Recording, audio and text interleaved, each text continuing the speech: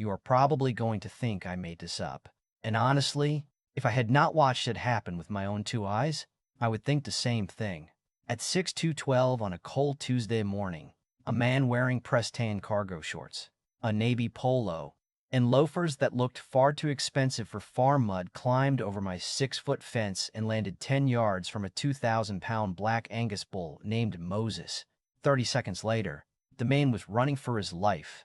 Moses was gaining on him, and the quiet little piece of land my husband and I had worked 15 years to protect was about to become the center of the strangest criminal investigation our county had ever seen. My name is Claire Bennett, and back then my husband Sam and I lived on 23 acres outside a place called Alder Ridge, Oregon, the town where the old farmland had been slowly swallowed by gated developments, decorative ponds, and people who used the phrase property values like it was part of the Constitution. Our land sat at the end of Larkspur Road, with a red barn, 3 paddocks, a vegetable garden, 6 chickens, 2 elderly horses, and Moses, who was gentle with children, suspicious of delivery drivers, and absolutely unwilling to negotiate with trespassers. On the other side of our eastern fence stood Silverbrook Estates, a polished little kingdom of matching mailboxes and lawns so green they looked chemically offended by nature. Their homeowners association had rules for everything: trash cans, shutters, porch lights, flower colors, even how long a garden hose could remain visible from the street. We were not members of Silverbrook. Our deed made that very clear, but that had never stopped their compliance director, Warren Pike, from treating our ranch like the final untamed province in his personal empire. Warren was a volunteer technically, but you would not know it from the way he carried himself. He wore wraparound sunglasses in cloudy weather, kept a metal clipboard tucked under one arm, and handed out embossed business cards that said Community Integrity Officer, a title he had apparently invented because HOA busybody did not fit the image he was going for. 2 weeks before he climbed our fence, he had mailed us a fine for $400 because the shadow from our hayshed crossed what he called the visual harmony line at sunset. I called him and said, "Warren, we are not part of your association."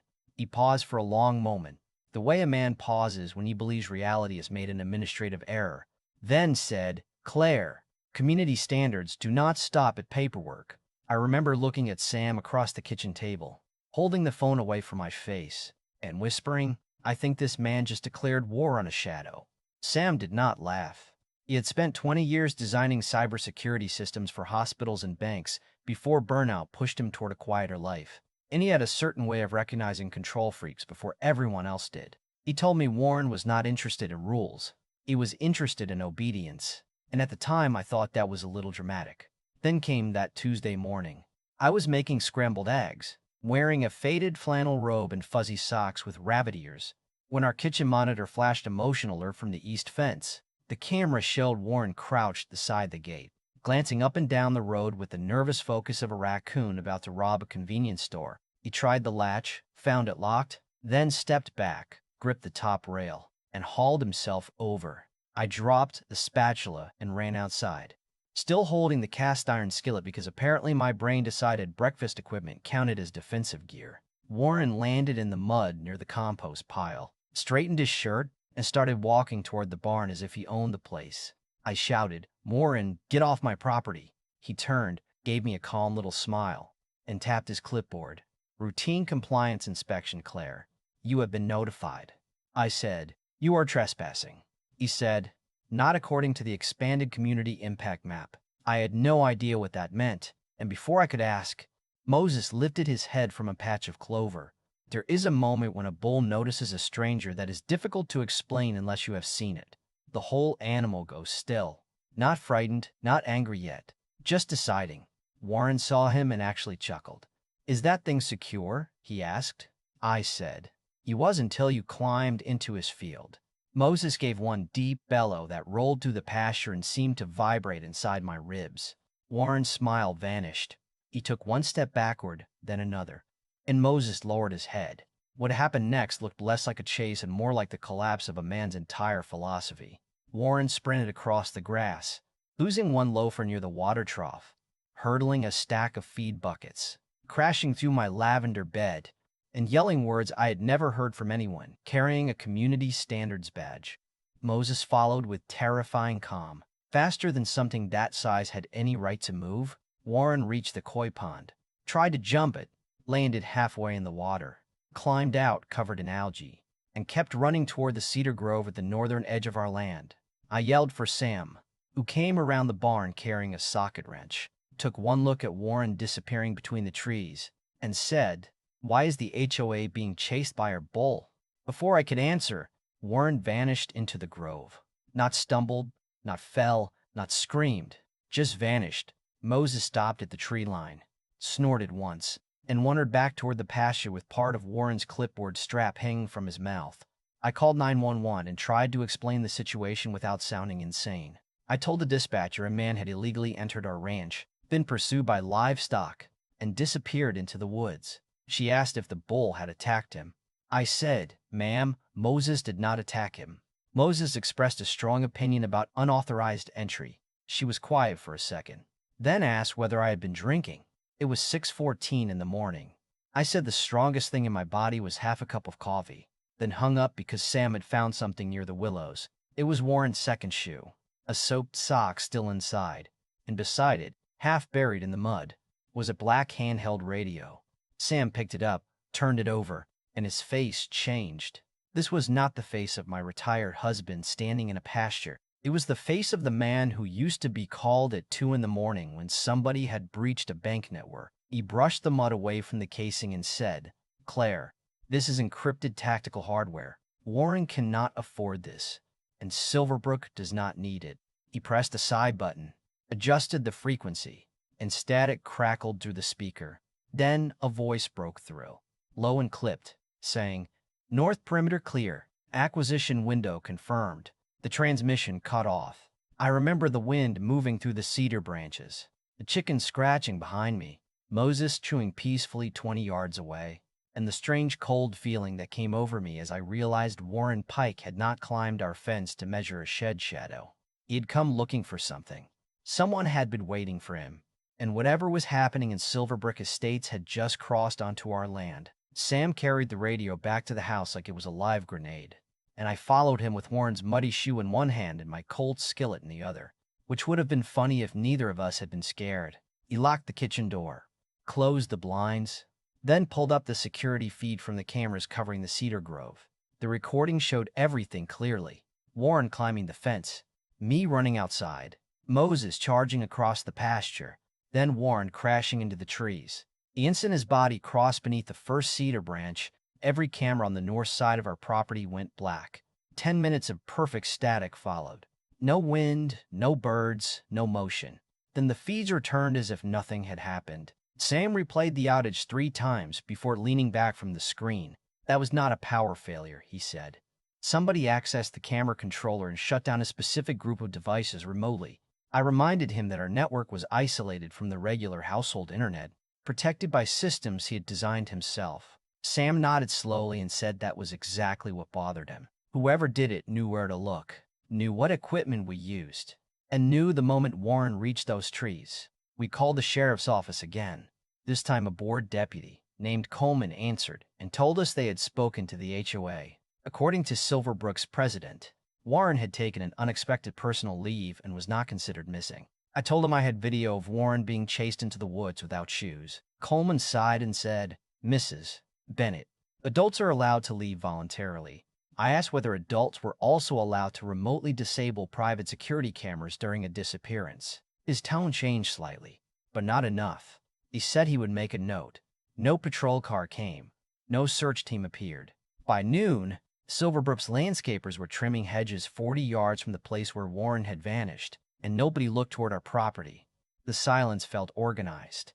That afternoon, I drove to the home of Celeste Harrow, the president of the Silverbrook Estates Association. Celeste lived in a white stone house at the center of the development, with identical spiral shrubs on either side of the entrance and a black front door, glossy enough to see her gilt reflected in it. She opened the door wearing cream slacks, a silk blouse, and the kind of smile that made you feel she had already decided which part of your personality needed correction. I told her Warren had trespassed on our property, fled into the cedar grove, and had not been seen since. She folded her hands and said, "Claire, Warren has been under tremendous pressure.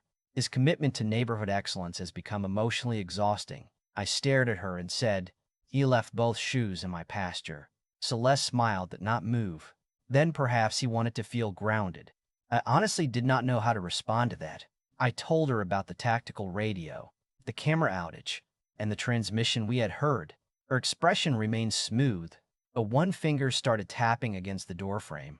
She said Sam had a tendency to dramatize technology because of his former profession. I had never told her exactly what Sam used to do. When I asked how she knew about his work, she gave a tiny shrug and said, "Property committees kept thorough records." Then she leaned toward me and lowered her voice. "You and Sam have always struggled with the idea that individual ownership comes with communal obligations. Maybe this situation is an opportunity for reflection." I said, "Celeste, a man disappeared on my land." She replied, "No, Claire. A troubled volunteer removed himself from a stressful environment, and I strongly advise you not to turn his private crisis into a public spectacle." She closed the door before I could answer. I stood there looking at my own face in the polished black surface and understood that she was not asking me to stay quiet. She was warning me. On my way home, I stopped at the little brick bungalow belonging to June Bellamy, the oldest resident in Silverbrook. June was 94, sharp-eyed, almost completely deaf in her left ear, incapable of remembering every neighbor's business since the development had been built. When I mentioned Warren, she pulled me inside before I had finished the sentence. 2 nights before he disappeared, Warren had shown up at her back door shaking so badly he spilled tea on his shirt. He told her the board had been holding private meetings in a maintenance shed near the old tennis courts.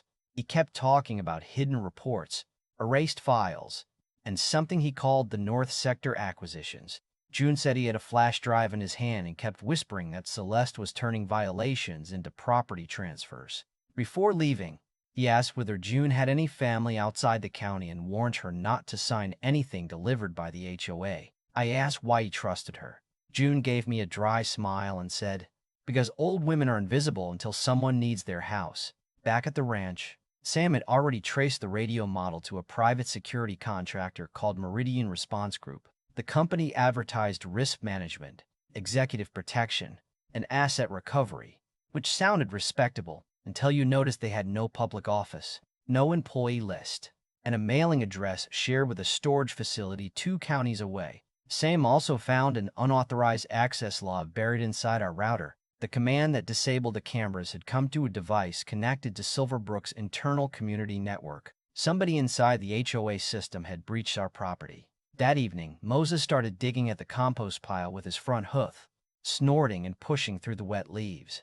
I went out to stop him before he buried himself in old vegetables, and he pulled up a soaked neighborhood newsletter wrapped around a torn piece of notebook paper. The writing was smeared but readable. "They know about the forced sales. Celeste is wiping the digital archive. North Row Review Wednesday. Move the copies before Meridian arrives." At the bottom were Warren's initials. Sam read it twice, then said forced sales sound like property. We spent the next day reviewing county records, foreclosure notices, and ownership transfers from the previous 18 months. 7 houses in Silverbrook had been sold after their owners accumulated unusual amounts of HOA debt. 4 belonged to retirees, 1 to a widow undergoing cancer treatment, and 2 to families who had recently lost jobs. Every property had been purchased below market value by a company called Northgate Residential Holdings. Northgate was registered in Nevada through an anonymous filing service, but each sale contained the same witness signature, Celeste Harrow, president of the Silverbrook Estates Association. Even stranger, every house had received full violation clearance within 48 hours of being transferred to Northgate. No matter how many supposed defects had existed before, the pattern was simple once we saw it. The HOA buried vulnerable residents under fines, legal fees, and escalating penalties until they could not keep up. Then Northgate bought the property cheaply and sold it months later for a profit. Warren had spent years helping Celeste create the pressure, but somewhere along the way, he must have realized they were not enforcing rules. They were selecting victims. We spoke quietly with a woman named Maribel Ortiz who lived 3 streets over and grew tomatoes in painted wooden boxes beside her garage. She told us Warren had visited her a week earlier and apologized for citations he had issued against her. He said Celeste kept a ranking system that measured which homeowners were most likely to break under financial pressure. Maribel's voice shook when she admitted her late fees had grown from $300 to nearly $11,000 in less than a year. Warren told her not to pay another cent until she spoke with an attorney, then looked toward the street and left without saying goodbye. Sam and I knew county records proved the pattern, but patterns were not enough to bring down people who understood paperwork. We needed the files Warren had mentioned. Our opportunity came when Silverbrook announced an emergency exterior appearance inspection for Saturday morning. Celeste and most of the board would be walking the neighborhood with clipboards, photographing porches and measuring shrubs. At 9:15, while the inspection team argued with a homeowner about the approved shade of blue on a birdbath, Sam and I slipped through the rear gate of Celeste's property. Her garage was so clean it looked staged. 2 spotless vehicles, labeled storage bins, polished concrete, and enough lemon disinfectant in the air to erase a crime scene. Behind several bags of organic fertilizer stood a steel filing cabinet with an electronic keypad. Sam studied it for about 10 seconds, entered 6 numbers, and the lock clicked open. I whispered, "How did you do that?" He said, "Her guest Wi-Fi password is Celeste1958. People like this always believe complexity is something other people need." Inside the cabinet were dozens of folders, property maps, credit reports, photographs taken through bedroom and kitchen windows, and rows of flash drives labeled by street. One large map divided Silverbrook into green, yellow, and red properties. Green meant compliant. Yellow meant financially vulnerable. Red meant resistant. Our ranch was circled twice in red with the words strategic obstruction, high equity, external ownership challenge. Then I found the folder bearing Warren's name. The first page documented his attempt to contact a county investigator. The second listed members of his family, including his younger sister's address in Idaho.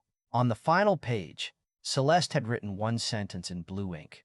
Relocation protocol authorized as subject refuses containment. My hands went cold. Sam photographed every page while I copied the flash drives into a portable device. We were almost finished when the garage lights flickered. Sam looked toward the ceiling, then at the small camera above the side door, its red indicator glowing directly at us. He whispered, "She knows." We left through the rear gate and crossed the drainage path back toward our land without running, because running would have announced fear. And by then, fear was the one thing I refused to give Celeste for free. That night, a black drone hovered outside our bedroom window, silent except for the faint buzz of its rotors. Moses saw it from the pasture and charged the fence, bellowing until the drone rose over the trees and flew straight towards Celeste's house. Sam watched it disappear and said, "We are not investigating them anymore, Claire. They are hunting us." The next morning, Sam moved every piece of evidence off our home network and copied it onto 3 encrypted drives. One for us, one for an attorney in Portland, and one for a detective named Lena Marrow, the first person in law enforcement who had actually listened when we described the radio, the camera blackout, and the property transfers. Lena arrived just after noon in an unmarked sedan, wearing jeans, a dark jacket, and the expression of somebody who had learned not to dismiss strange stories simply because they sounded strange. She listened to the tactical transmission twice, studied the breach logs, then opened the folder marked Warren Pike and went completely still. Meridian Response Group had appeared in 2 previous intimidation cases, she told us, both involving disputed property sales, but nobody had ever connected the company to an HOA. She warned us that the files were explosive, but without direct proof of active criminal conduct, Celeste could still claim the documents were internal risk assessments and the transfers were legal. We needed something current, something undeniable. That same afternoon, we held what we jokingly called the Moses Open House, a barbecue for every Silverbrook resident willing to cross our fence and talk without a board member listening. At first, only 6 people came, then 12, then nearly 40. They carried letters, invoices, photographs, foreclosure notices, and stories they had been too embarrassed to tell. Maribel brought a box containing every citation she had received, including one for a tomato vine being visible above her fence. June arrived with a cane in one hand and a grocery bag full of old board minutes in the other.